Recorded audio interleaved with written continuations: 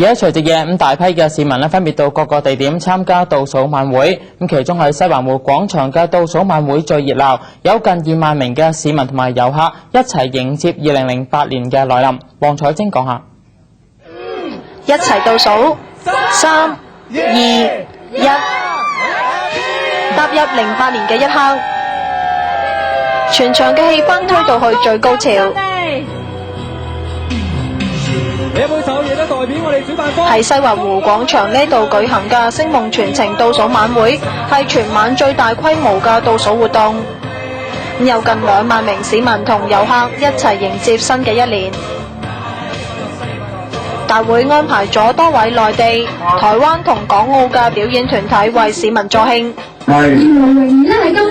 嚟到新嘅一年，有市民話好滿意舊年嘅生活，但同時亦都希望出年嘅經濟更加好，令到澳門嘅更多市民受惠到。希望下一年過得更加開心啦，澳門更加發展咯，吸引更多嘅遊客嚟澳門玩得開心啲咁啦。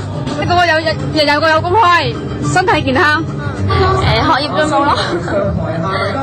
人潮入面仲有專程嚟澳門過年嘅旅客。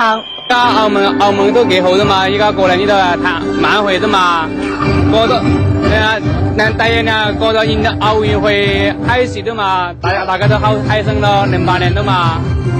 喺這裡看明星咯。那你們覺得怎麼樣？啊？感覺怎麼樣？感覺很開心咯，到這邊第一次來這邊咯。今年有什麼新年願望？就是希望能賺更多的錢。警方出動大約400名警員喺現場維持秩序，成晚嘅秩序都大致良好。